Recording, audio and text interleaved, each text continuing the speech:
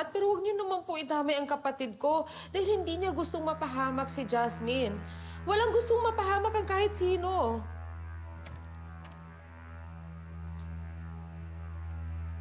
Ma, ano nangyayari? Ba't kayo nag-aaway? Yung asawa mo, sinuway ka. Napahamak tuloy si Jasmine. Ano?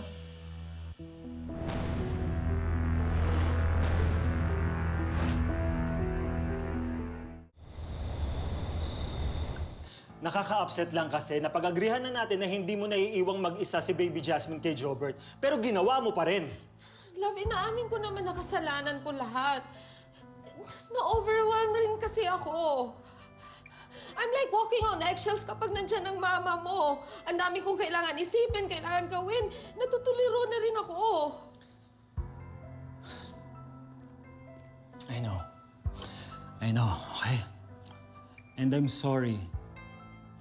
I'm sorry I'm not here when you promised na hindi kita iiwanang mag-isa. Alam po naman responsibilidad mo na maghanap buhay para sa pamilya mo. Naiintindihan ko naman yun. Sige. Tell me. Tell me how can I help you? Paolo, kilala mo si Jobert, hindi niya kayang saktan si Jasmine. Alam ko. Pero love, kailangan mo na rin tanggapin sa sarili mo na mali ka tungkol kay Jobert. Oo, hindi niya intensyon. Pero hindi niya rin may iwasan na makasakit. At tingin ko, panahon na para maging kampante tayo na hindi na ulit mangyayari yun. Anong sinasabi mo?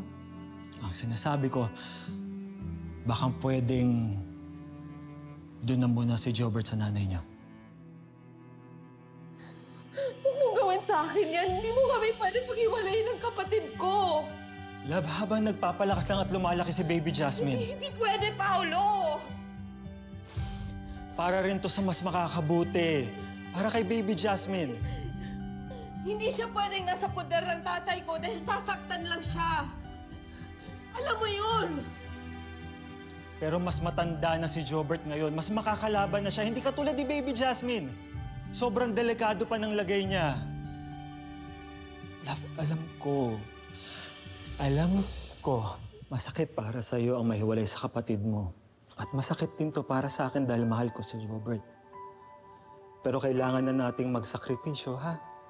Para masigurado, niligtas ang lagay ni Baby Jasmine.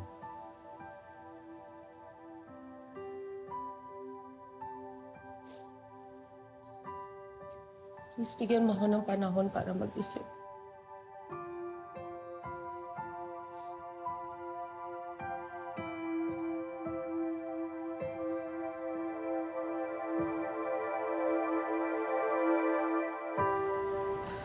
Hindi ko na alam kung anong gagawin ko, Ma. Naiipit ako. Ayokong malayo sa akin si Jobert. Buong buhay ko kasama ko siya. Ngayon lang kami magkakalayo kung mangyari yun. Alam ko, Marge, napipressure ka kay Paolo at saka dun sa mama niya, no? Gusto ko din sana protektahan si Jasmine, Mai. Paano kaya, Marge, kung halimbawa na pumayag ka na lang kaya dun sa gusto nila na huwag mo na lang palapitin si Jobert kay Jasmine? Yung bang kasama pa rin kayo, pero hindi mo na siya papayagang mag-alaga sa bata, hindi na rin siya pwedeng makipaglaro. Sa ganun, nandito pa rin siya, pero wala nang gulo ba, Marge? Diba, anak?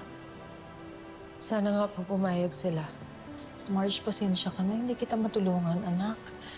Alam mo naman yung history ni Papa mo at saka ni Jobert. Ma, hindi talaga ako papayag na mapupunta doon si Jobert. Di bale na lang, gagawa ko ng paraan.